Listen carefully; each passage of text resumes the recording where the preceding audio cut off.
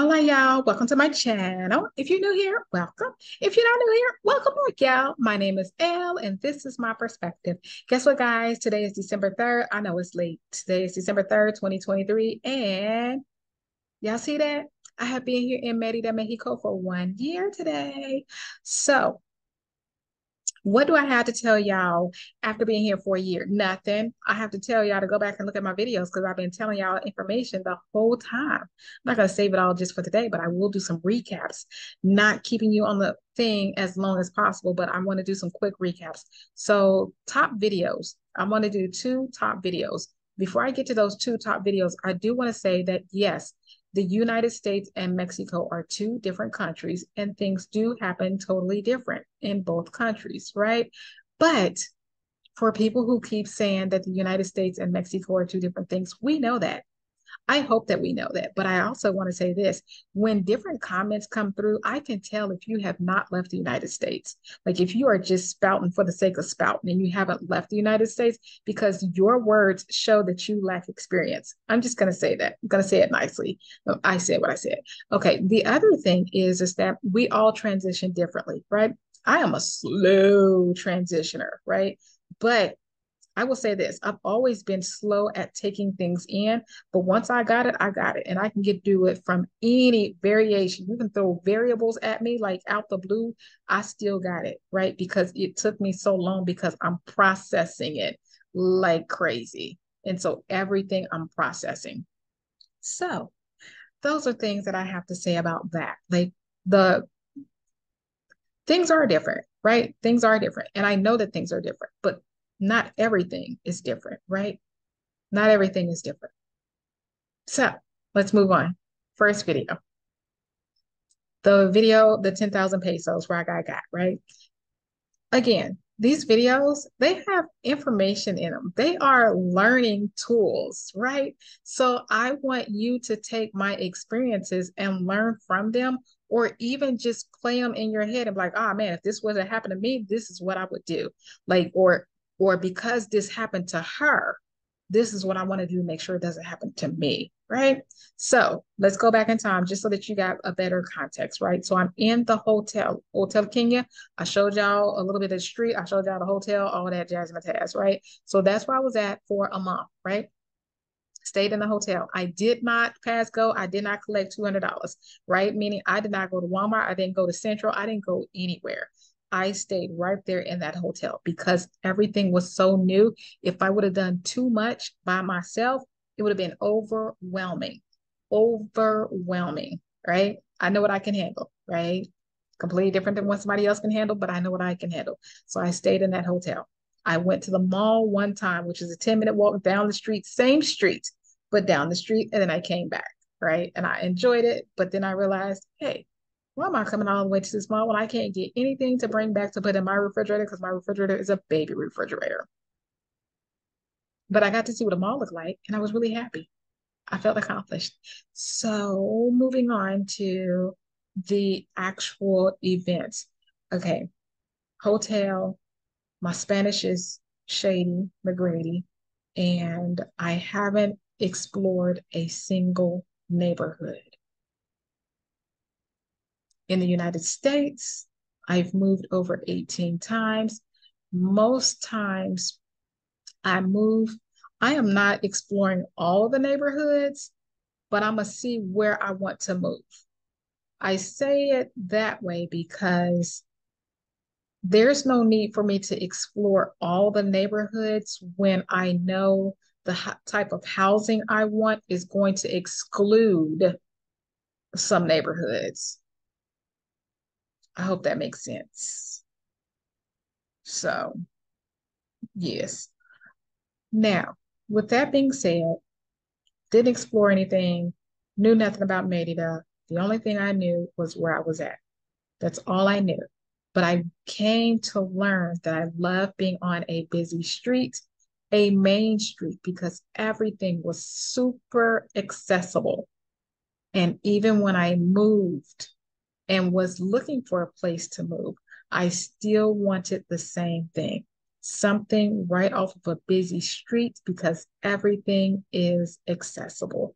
Like I said, When I sit somewhere, it may take me a minute to get it, but when I get it, I got it, right? And so that's what I got. And I'm like, oh man, like to this day, I still like that aspect of that hotel.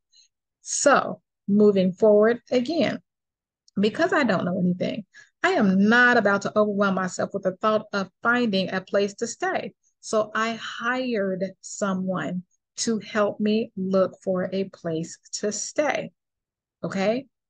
Don't think that my experience of getting got for 10,000 pesos is because I was out there by myself. I was not.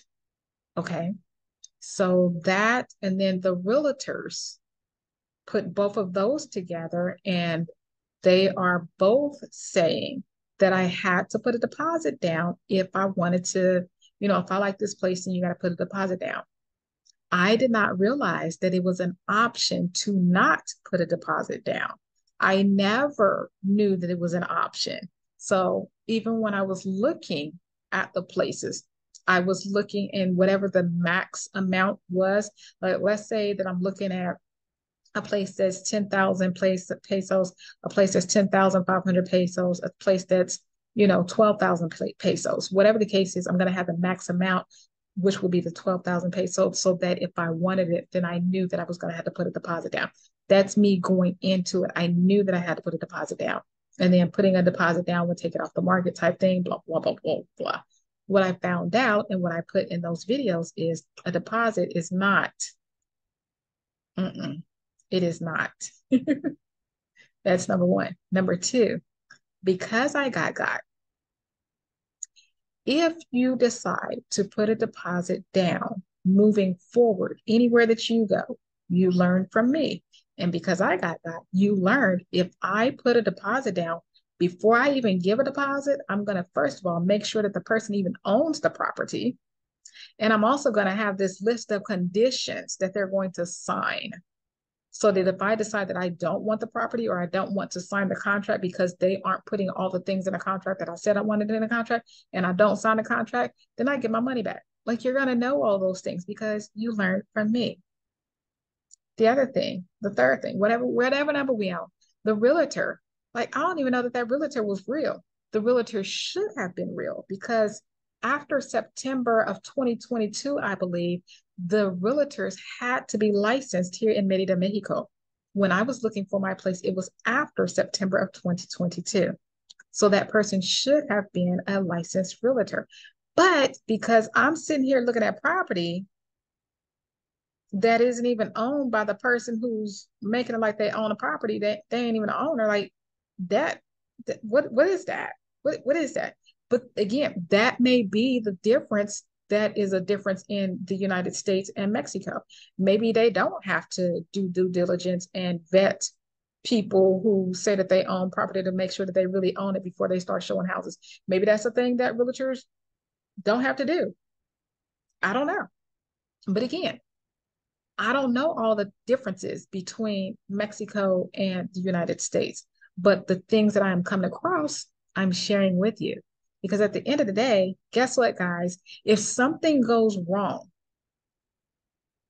all somebody can say is, oh man, sorry that happened, or oops, my bad, or whatever the case is. That's all they can say. But at the end of the day, you're the one that had whatever happened to you. And because it happened to you, make use of it. Like, learn from it. Not only learn from it, but share, right? So that it doesn't just impact you and stay with you and you just share it and be like, ah, man, what was me? Like, you share it and be like, okay, look, this is what happened to me. Learn from it, y'all. Don't let this happen to y'all. And if you are here in Merida, Mexico, chances are you're moving more than once. So if you're moving more than once, even if you hire somebody, make sure you know these basic things for yourself that I would think that it would be handled, right? We'll just put it like that. It just is what it is. So that's that. Moving on to the second video. What in the waterworks? Y'all remember that video? Okay, so in that video, I am having a hissy fit, right? Because I have been washing my hands, and 3 separate times I have had what I call ish water, right? So I'm washing my hands, got the lather on, and I'm trying to rinse the water off. Can y'all see this yet? Okay, you should see it. So this is just a smaller example. Like I'm gonna explain it to you. So as the water is on and running, of course, because you got to get your hands wet, then you put the soap on, and then you get a good lather, right? So that takes time. So the water is on, the water has been running each and every single time that it happened. And as the lather is on my hands and I stick my hands under the water, after my hands are under the water, but the soap is still mostly on, green stuff starts coming out on my hands and in this here spigot. Again, it's coming through like water. So even though you see some of it stuck in let me move the mouse. Even though you see this one stuck here and there's more that's down here, there's even more that made it through these little the little sprayer things and is on my hand. So again, we already know I got OCD, okay? And my OCD happens to be in the area of washing hands. So it really did set me off, and it just, I did a video, guys. I did a video. Since the video, I do have a workaround. I use an awful lot of drinking water, an awful lot of drinking water. I don't drink a lot of water, but trust that I've gone through 40 liters really quick, like. So, um, Garafone to get the new one, not the new complete set, but just a refill, so to speak, is 38 pesos. So it's fine. It's doable. The things that I want to bring up, let's say that you do have this issue situationship, right? And there were some comments and so forth in the um for the post for the video. There were some comments for this one. And so let's say that you have a car and your car is making a ticking sound. And so you call up your dealership and you're like, hey, I need to bring my car in because it's making a ticking sound. The dealership is like, I can get you in on such and such a day. And you bring your car in, and the day that you bring your car in, it is not making a ticking sound. What do you think is going to happen? The report that you get is going to say that they could not duplicate the problem. And if it could not duplicate the problem, and that's what's written on your ticket, they didn't fix nothing. Especially if it is a ticking sound, because if it's a ticking sound, it's usually a hardware. And hooking it up to the computer is not going to detect a hardware, it would detect a software. So you'll get your vehicle back and it may not make the ticking sound for a while. Does it mean that it fixed? Does it mean that it resolved itself? Or does it mean it'll come back later? No one knows. But that's what you got. You did reach out. You did take the steps that you needed to take, but nothing's been resolved, but there's been no more ticking sound. So that's the first thing. The second thing is that when I signed the contract for this here space place, the owner made it clear, that the owner has their own handyman, right? So anytime I have an issue, I reach out to the owner lets the handyman know, the handyman shows up and fixes whatever the issue is. If the handyman has heard that the issue is something that is outside, I don't do that. Then a third party comes, but that is someone that they contact. I do not. I am hands off, right? Now, I want to explain this, right? Because this to me is common sense. Let me not say it's common sense. To me, this makes sense. If I have property and I am renting it out, but I have someone that I trust, that's who will be working on my property. And I want to make sure that you know that that's who's working on my property. Because if you pick out somebody else that I don't know about and they mess up my property, now it'll be hot, right? So let's use a car thing. Let's say you have your car is new. This is a newer space place, right? So let's say that your car is new and you only take it to the dealership. Not only do you take it to the dealership, you only take it to this specific dealership. However, if I rent it out or you want to borrow my car, and because you borrow my car and something's going on, you hear a ticking sound and you take it to Joe the mechanic around the corner, and Joe the mechanic don't hear nothing but want to make you happy or want to get some money out your pocket. Now, what if something is wrong? Or what if they put duct tape on it? I don't know. But what if they did something that you just don't want done to your car? Like this ain't even your car. You borrowed it. Why would you do that? When I told you I only take it to this dealership.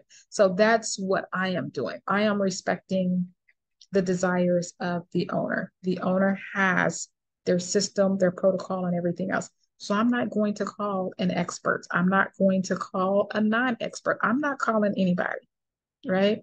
Now, for other people here who may rent property for a year or whatever the case is, they may have something completely different. Whereas if something breaks, if something goes wrong, it's your responsibility. So in that instance, yes, you would call somebody to get somebody out there. That's not my situation. My situation is when something goes wrong, I alert the owner. So there you have it. That is all that I wanted to bring up to anyone and everyone's attention. And I've been here for 1 year, guys. Now, how do I feel? Do I feel like I can stay here forever? Hell no. No, I don't. I didn't mean it like that. But no, I don't. I don't. I feel like let me say it like this. I want to explore. I still want to explore some places. And y'all know that I do not have my residency. So I do have where I have to go out every 6 months and come back and do that. So I've done it twice. That's all I wanted to do was twice. I will be getting my residency in a little bit in 2024. So yeah, I went someplace. I'm gonna do a different video, but I went to a different country and I was just like, I found some things that I really liked about the other country, but I found some things that I didn't like. A lot of things that I didn't like. But I need to do a review on that as well. So that's going to be a completely different video. Yeah, I need to do a review on that. I may see if I can pull somebody in to help me do a review. But yeah, but I do. I want to explore some other countries and check some things out. There's something that's not sitting right with me. I think I know what it is. I think I know what it is, but this next move that I do, I want to see if I can address that issue with this next move. And I'll let y'all know about that as well. So until then, if y'all have any questions, comments, concerns, anything else, y'all put in the comment section. If y'all got some shenanigans, y'all keep it to yourself. Until then, I'll check with y'all later. Bye, y'all.